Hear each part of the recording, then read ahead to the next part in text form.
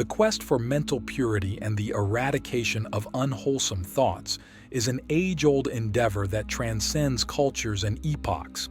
It is a journey that speaks to the core of our human experience, for the landscape of the mind is where the greatest battles are fought and won. Let us begin by understanding that our thoughts are the seeds of our reality. They are the architects of our destiny. What we cultivate in the garden of our mind ultimately flowers into the life we live, the actions we take, and the ripple we create in the pond of the world. It is therefore essential to address the question of how we can purify our mind and curtail the proliferation of thoughts that do not serve us. The first step in this process is to recognize the transient nature of thought. Thoughts come and go like leaves on a stream. They are not permanent fixtures in the architecture of our consciousness. By observing our thoughts without attachment, we can begin to loosen their grip on our sense of self. It is when we identify with our thoughts, when we say, "I am this thought," that we give them power. But what if we were to step back and witness our thoughts as though they were clouds passing in the sky? This act of observation is the beginning of liberation. Now consider for a moment the last time you sat in stillness, simply observing the parade of thoughts without engaging with them. What did you notice about the nature of your mind? The path to purifying the mind is not about forcefully expelling thoughts we deem undesirable. This approach often leads to a paradoxical increase in their strength. Instead, we must cultivate the soil of our mind such that it becomes inhospitable to the seeds of negativity. This cultivation begins with mindfulness. Mindfulness is the practice of being present and fully engaged with whatever we are doing, free from distraction or judgment, and aware of our thoughts and feelings without getting caught up in them. It is the art of maintaining a moment-by-moment awareness of our thoughts, feelings, bodily sensations, and the surrounding environment. Imagine you're walking through a forest, and with each step, you're aware of the crunch of leaves underfoot, the scent of pine in the air, the dappling of sunlight through the trees. This is mindfulness in action, complete immersion in the present moment. When we apply this level of awareness to our thought processes, we create space between our true selves and the mental chatter. Click subscribe to this channel to get more profound spiritual lessons. Alongside mindfulness, another tool at our disposal is the cultivation of gratitude. Gratitude is a powerful purifier. It recalibrates our mental focus from what is lacking to what is abundant. By fostering a sense of gratitude, we starve impure thoughts of their fuel. Each day we can find something to be grateful for, even in the midst of chaos or despair. What is it today that you are truly grateful for? Furthermore, our mental environment is often a reflection of our physical and social environments.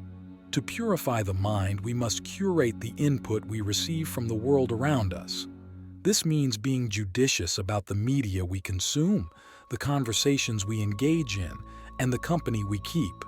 The adage that we are the average of the 5 people we spend the most time with holds a great deal of truth.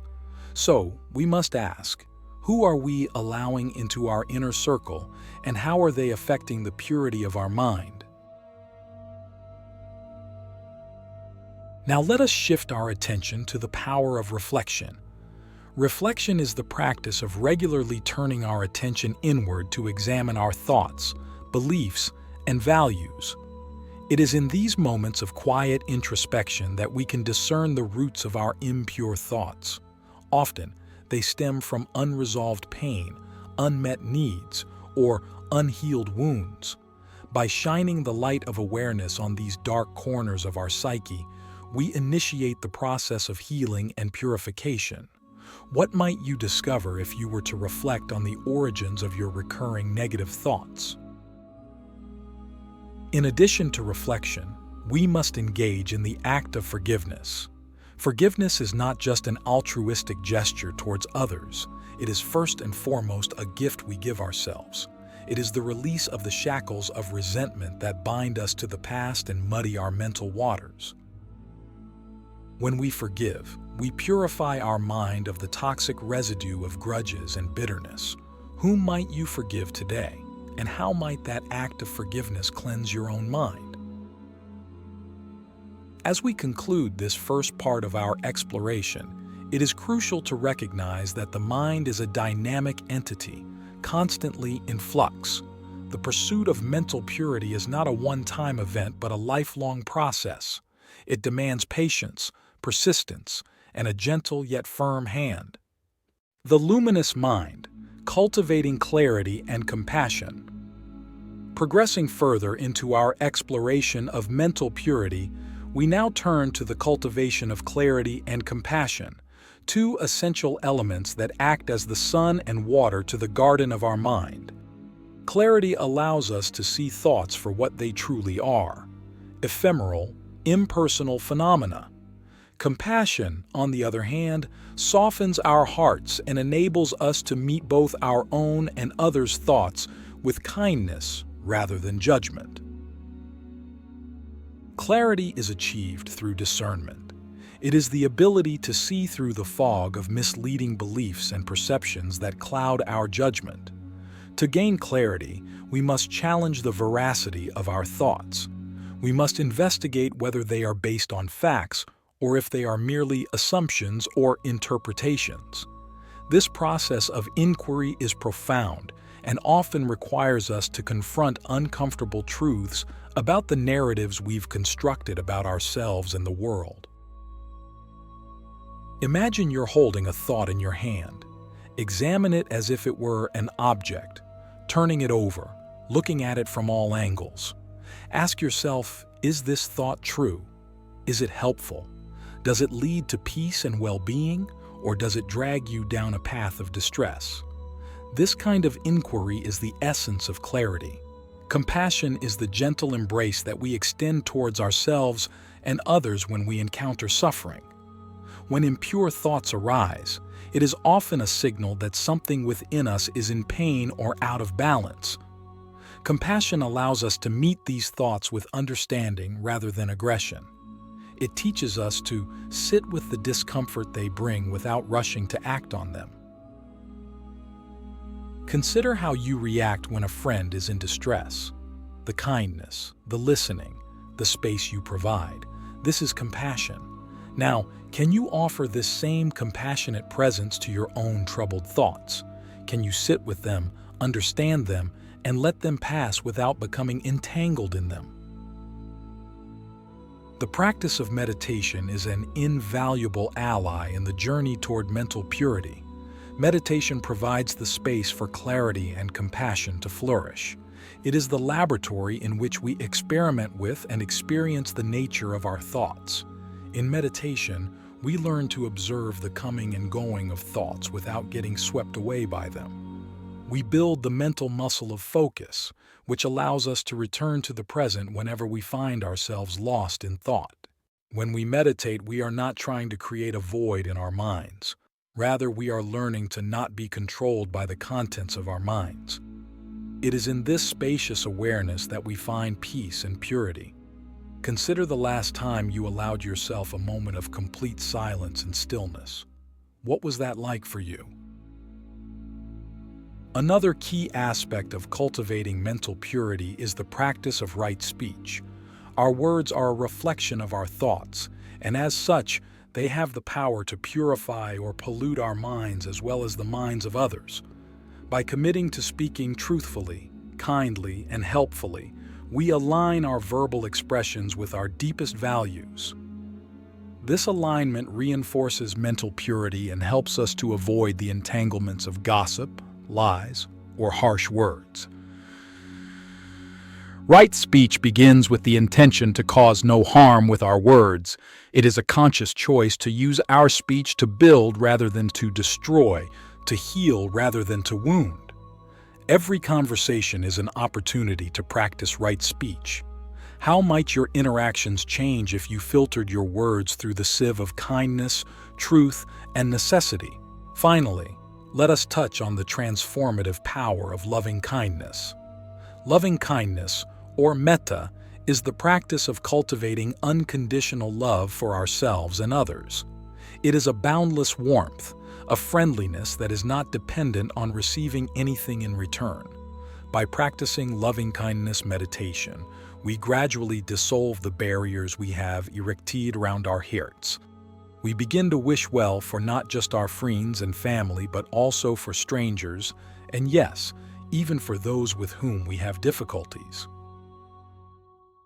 Loving kindness is like a soft rain that gently washes away the dust and grime from our minds. It soothes the rough edges of our thoughts and nurtures the tender shoots of positive mental states. As we practice metta, we may find that our habitual patterns of negative thinking begin to lose their potency. We become less inclined to indulge in thoughts that are not in alignment with our highest good. As we conclude this segment of our discussion, consider the transformative potential that lies within the practices of clarity, compassion, right speech, and loving kindness. These are the tools with which we can sculpt the landscape of our minds into a place of serenity and strength. The alchemy of transformation, shaping thoughts into treasures. In this segment, we delve into the practical application of our insights, transforming the intangible into tangible habits that foster a purified mind. This is the alchemy of personal transformation, where we convert the base metals of unwholesome thoughts into the gold of wisdom and serenity. Let's begin by addressing the discipline of routine. A disciplined routine serves as the framework upon which the tapestry of a purified mind can be woven. It provides structure and regularity, two pillars that support our intention to maintain mental clarity and purity. Each day presents a new canvas upon which our thoughts, actions, and experiences leave their mark. By establishing a routine that includes time for reflection, meditation, and mindfulness, we create an environment conducive to mental purification. Consider the power of beginning and ending your day with intention. In the stillness of the morning, before the world rushes in with its demands, taking time for meditation can set the tone for the day ahead. As the day closes, a period of reflection allows us to review our thoughts and actions, to learn from them, and to set intentions for the following day. How might your day change if it were bookended by such powerful practices?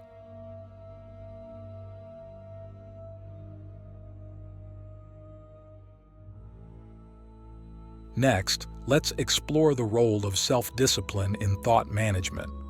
Self-discipline is not about self-punishment or harsh self-judgment. It is about self-care. It involves setting boundaries for ourselves and making choices that align with our goals for mental purity. This might mean limiting time spent on social media, choosing to engage in uplifting activities, or consciously redirecting our attention when we notice it drifting towards unproductive or negative thinking. Imagine you're on a diet for your mind, and you choose to consume only what nourishes and strengthens it. Just as junk food can be tempting but ultimately leaves us feeling unwell, so too can junk thoughts be alluring yet detrimental to our mental health. What mental nourishment will you choose to consume? The practice of conscious consumption extends beyond our digital habits. It includes the books we read, the music we listen to, and the visual stimuli we expose ourselves to. All these inputs have a profound impact on the quality of our thoughts. By choosing inputs that are aligned with our values and aspirations, we can significantly influence the purity of our mental space. Another vital aspect of purifying the mind is the practice of discipline in our emotional responses. Emotions are often the fuel for impure thoughts. By learning to respond to emotions with mindfulness rather than reactivity, we can prevent many impure thoughts from arising in the first place. This is not to suggest that we should suppress or ignore our emotions, but rather that we should approach them with curiosity and compassion, seeking to understand their message without being overwhelmed by their intensity. Let us now consider the power of association. The environments we inhabit and the company we keep can elevate us or pull us down. We must choose our associations wisely, seeking out those who inspire us, who challenge us to grow, and who reflect the qualities we wish to embody. This doesn't mean shunning those who struggle or those who are different from us. Rather, it means being conscious of the energy we allow into our inner sanctum. The act of service is another potent purifier of the mind. When we engage in acts of kindness and service, our focus shifts from our personal preoccupations and grievances to the well-being of others. Service reminds us of our interconnectedness and the joy that comes from contributing to the happiness of others. It is difficult for unwholesome thoughts to take root in a heart that is busy with acts of love and generosity. Service can take many forms, from simple acts of kindness to grand gestures of philanthropy. The scale of the act is less important than the intention behind it. When we serve with the pure intention of alleviating suffering, we align ourselves with the highest good. As we move towards the conclusion of this segment, reflect on the transformative power of disciplined routine, mindful consumption, emotional discipline, wise association, and selfless service. These are the practical tools we can employ to sculpt the garden of our mind, to tend to it with care, and to harvest the fruits of mental purity.